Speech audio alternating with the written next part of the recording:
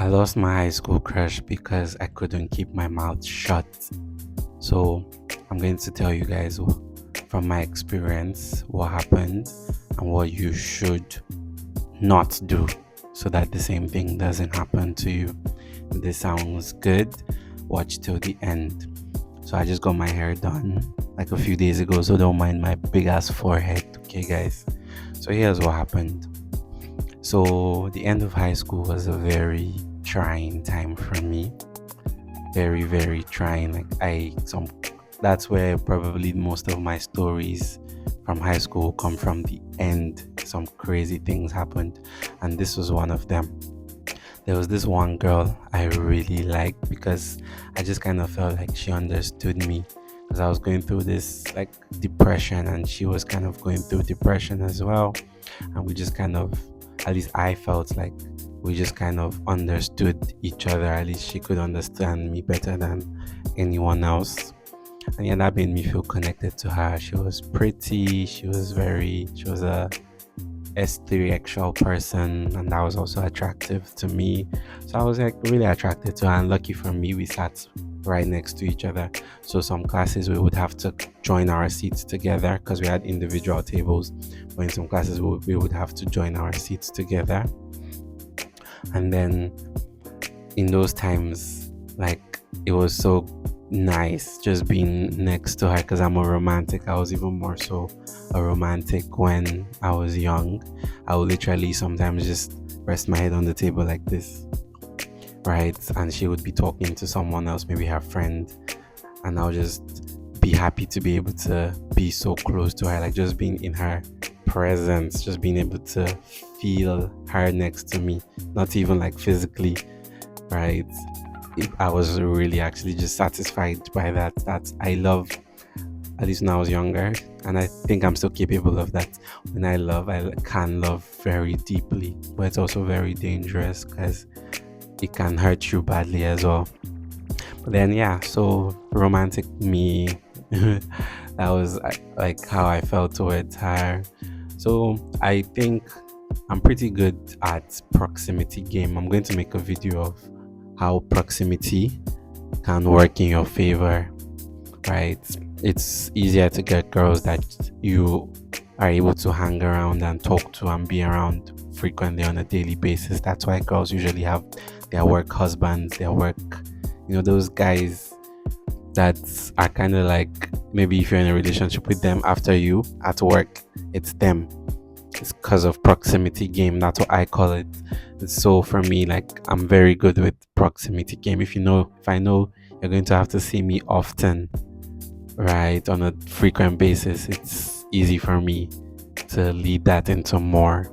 It's worked it's worked all my life. I could go into story times. Oh, there's this one girl. I'm going to do a story time. I need to write this down, but I don't have. Okay, give me a second, guys.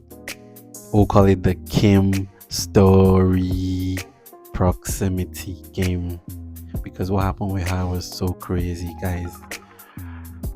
Anyways, back to the story. I'm sure a lot of people have clicked out of the video again, but it's okay. The few people who are willing to watch this far, good job. So what happened now? This is the main part, so I don't keep you waiting for too long. Is basically because of our proximity, I was able to get her to eventually fall for me. Yeah, we started. I don't think we actually ever kissed, but what happened was we did have like we were really touchy, but we just never had the opportunity to kiss because it was a school setting. We never really met outside of school, so it's easier to hide your hands under a table and do stuff than to touch lips, you get. So we never actually kissed.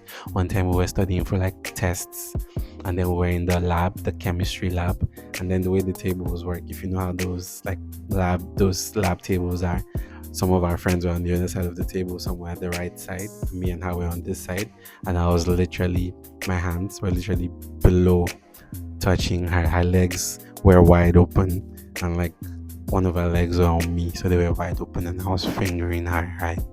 And then at some point, she couldn't control it anymore, and she let out a moan, and everyone kind of turned in our direction, and it was so awkward. I just tried to play.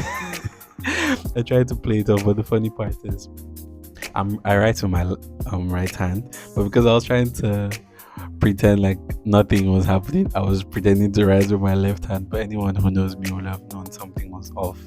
So yeah, when she made the noise, I just gently slipped my hand out of her and put her laps back down, and then acted like nothing happened. I think some people might have known something happened, but yeah. So what this writes, I think there was this one guy. He was supposed to be my friend, but we weren't close. But because of that, I don't remember if he was there or not, or if he heard about it, but he got jealous, right?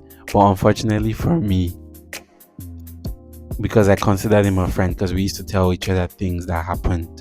Like if I did something with this person, or if I did something with this person, or if he did something with someone else, we would talk about it. So I thought it was okay to talk to him about it.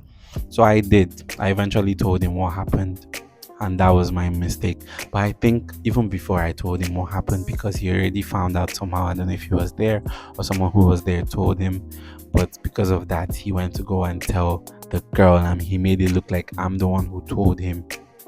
But that happened before I even actually told him. But yeah, I eventually still went and told him. So it's still the same thing. But because of that, the girl she came to me and she was like she started acting differently. Wait, my camera isn't. Yeah, there we go. Wait, it's good enough. Anyway, she started acting differently, and I noticed. And eventually, I don't know if I mentioned it or she decided to tell me about it, but she was like, she doesn't like guys who kiss and tell, right?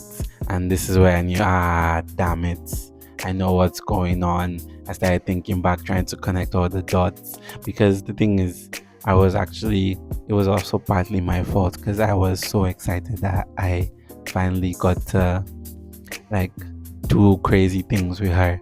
So I was excited, and I might have, like I told that one guy, I might have told this other guy too. So yeah, that was my mistake. And after that, she never gave me another chance, because there was this other guy she actually liked too, and but he was in a relationship. Maybe that's, I don't even know, that I don't remember the timeline very much anymore. But after that, I never got a chance again. So that's how, basically, because of the fact that I couldn't shut my mouth, I just had to go and blab about it because I was excited. That's how I lost this girl that I really, really like. I really liked her. And even after that, I don't know why, she just never trusted me again. Like, I cared about her so much that one time when we were about to have our final high school exams, some guys were betting that she would cry after math exams. And I didn't like the fact that they said that about her. And I went to tell her, like, look, these guys, well, I think I said some guys, I didn't know if I disclosed their, like, who it was. I was like, people are betting that you're going to cry after this math test. And I didn't want her to prove them right, because if I had left her alone, she would have, because she was really young, like way younger than the average age, like 2 years younger. So like, it was tough, it was tough. So yeah, we kind of knew that she was going to probably break into tears after the exam, right? Especially because it was final exams, they're really difficult. But I didn't like the fact that they were saying that about her and even betting on it. So I went to tell her, look, this is what they said, so please try your best not to do this, so you don't like prove them right. Only for me later on to hear that she was, I don't remember, but the guys who were betting against her, they told her, the guys who were betting against her, they told her something, and she believed them over me. Like, can you believe that, guys? She really believed them over me. So yeah, that's how much she didn't trust me, because I guess because she thought I was a kiss and tell type of person. So the moral of the story is don't kiss and tell, guys. I know sometimes you get with this baddie, this absolute baddie, and or maybe just this girl you've wanted for a long time, and then you just want to like tell everyone, tell your friends, but don't do that. Girls like a guy who no one knows, like even if you and them are doing things, nobody knows about it, just you and them. So try and keep it that way, okay? That's the lesson from this video. Thanks for watching this far. If you did, if you like my stories, you should check out the other ones. I have some crazy stories on here. And peace out.